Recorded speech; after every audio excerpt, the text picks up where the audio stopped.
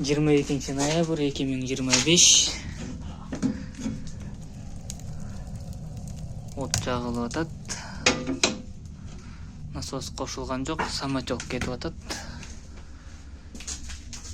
Бул жагы стрелка 70ке жетип калды.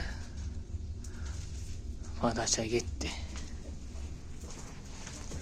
Топка отдельно өзүнчө турат. Подача, обратка жылууланган. Үйдүн ичине кирсек, система внутренний полк болду. Кээ биркилер петля тихили менен деп койсот. Ана эми Кыргызста жалпысынан внутренний полк деп коет ошо. Ар бир батареяга өзүнчө турба түшүп, турбанын өзүнөн да ызык чыгат.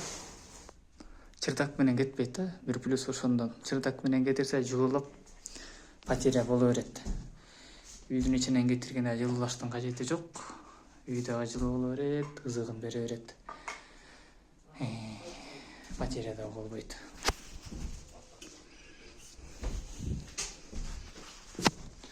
Ар бир батареяга өзүнчө түшкөн, кран коюлган ар бирине.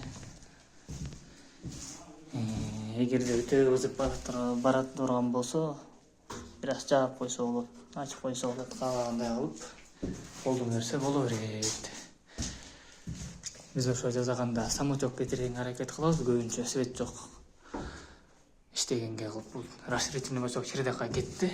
Бияка үйдүн ичине коебуз негизи көбүнчөчү. Бирок бул үйдүкү болсо натюрный подслог кылып ылырак түшүп, анан кийин коюшка ыңгайсызыраак болуп калды да. Ошол себептен үйдүн ээси чырдакка крыша коюп бергиле деп суранды.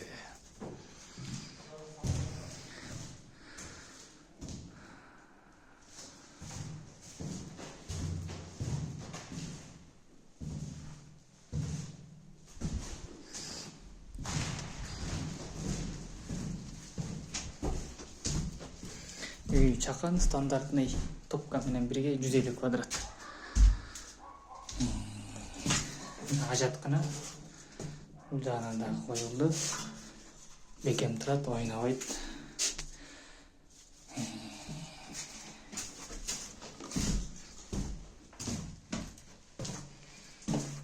Бул жагына полотенце сушитель коюп бердик. Душка биз келгенде бул кафелдер коюлган болчу. Ушундай аккуратно кылып коюп орноштуруп койдук. Бул жагын буктап кеткенин себеби бул жерде суу чыгарган экен үй ээлери. Анан стенада дагы бир аз перепад бар экен, арыраак экен. Ошого бир аз ушундай ойнотуп кеткени туура келди. Ушундай.